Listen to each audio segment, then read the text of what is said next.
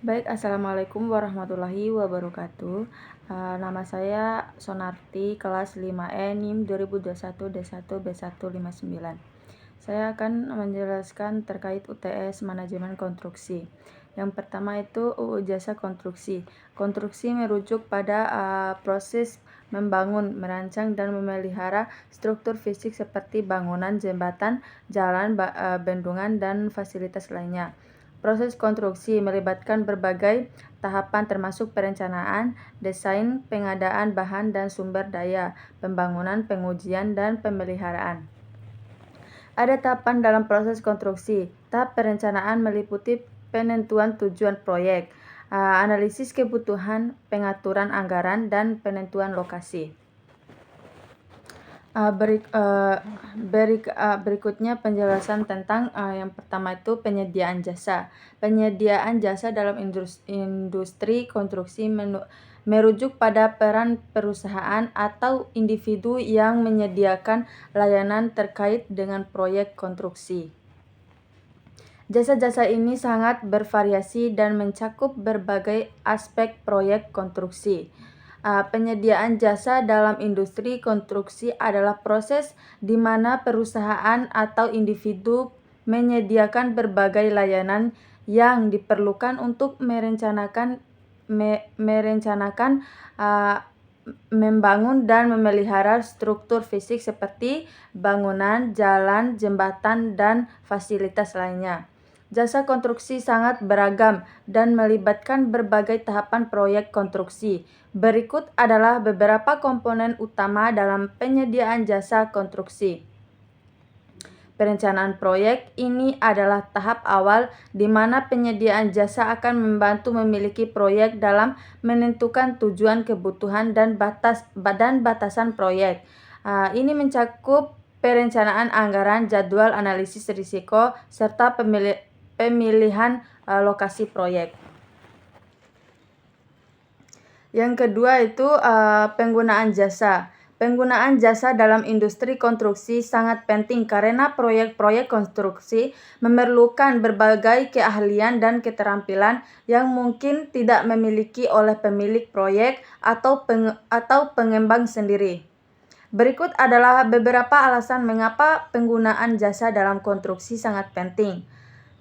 Penggunaan jasa dalam konstruksi industri adalah praktik umum di mana pemilik proyek, pengembang, atau entitas yang memerlukan sebuah struktur fisik yang menyewa berbagai penyedia jasa untuk melaksanakan berbagai tugas dan tanggung jawab selama seluruh siklus proyek konstruksi. Penggunaan jasa ini memiliki beberapa manfaat, termasuk spesialisasi, efisiensi, dan penghematan waktu dan biaya. Berikut adalah penjelasan lebih lanjut tentang penggunaan jasa dalam konstruksi. Penggunaan jasa memungkinkan pemilik proyek untuk mengakses spesialis dalam berbagai aspek konstruksi, seperti desain, perencanaan, pengadaan bahan, dan konstruksi fisik.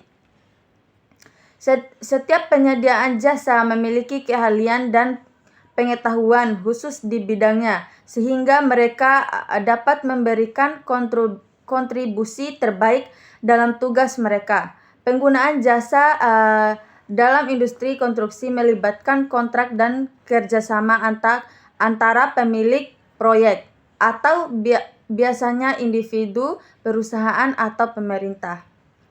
Dan berbagai penyediaan jasa konstruksi seperti kontraktor umum, arsitek, insinyur, dan subkontraktor.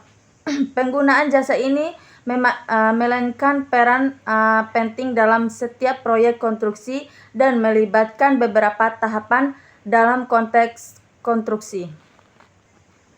Selanjutnya yaitu yang ketiga, auditor.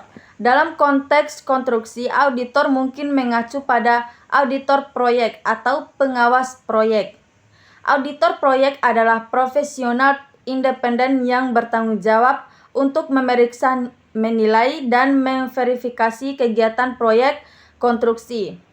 Tugas utama seorang auditor proyek adalah memastikan bahwa proyek berjalan sesuai dengan rencana, spesifikasi, anggaran, dan jangka waktu yang telah ditetapkan.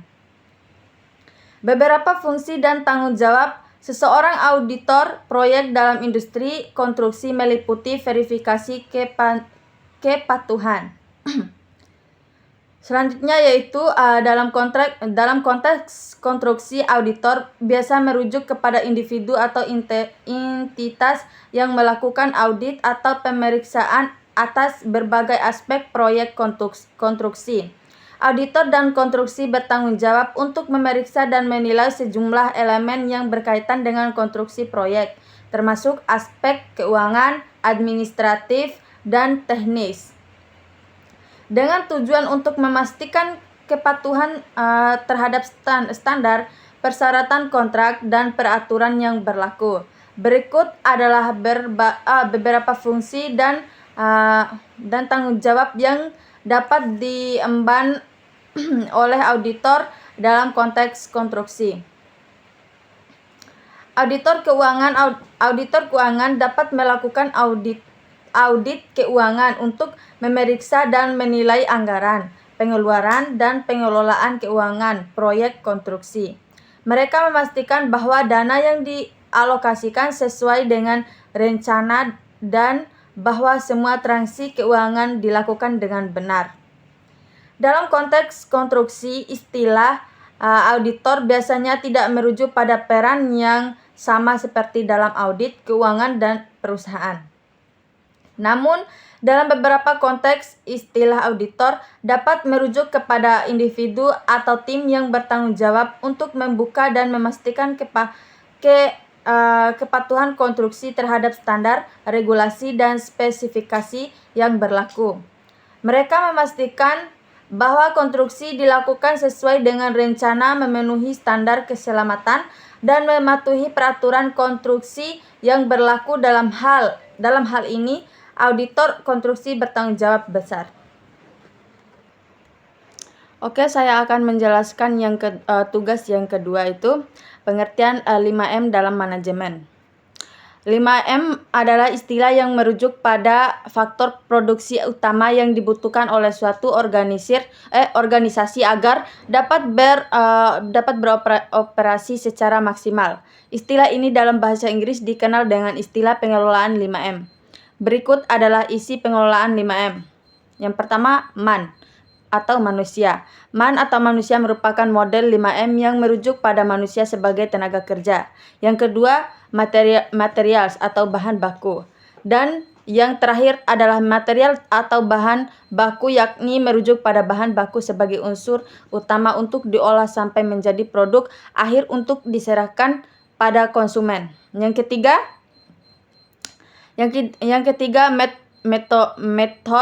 metode atau prosedur.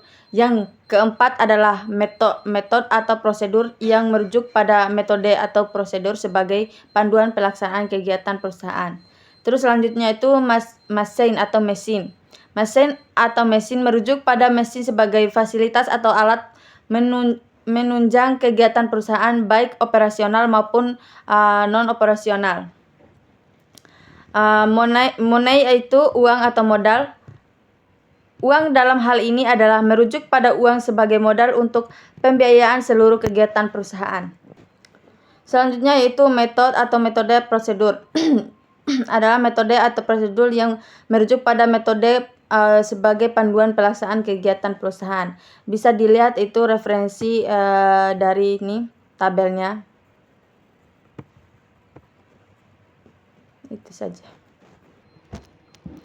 Oke, saya akan menyampaikan tugas yang ketiga, itu mengenai Excel. Ini merupakan Excel tersebut bisa dilihat sendiri itu bagaimana pengerjaan dalam Excel untuk manajemen konstruksi.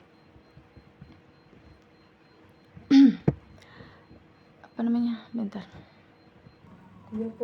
Ya, bagaimana cara pengerjaannya itu seperti ini dan tersusun rata seperti ini. Bisa kita lihat sendiri ya teman-teman. Oke, itu saja yang dapat saya sampaikan. Apabila ada kekurangan, saya mohon maaf. Billahi fisabilil haq fastabiqul khairat. Wassalamualaikum warahmatullahi wabarakatuh.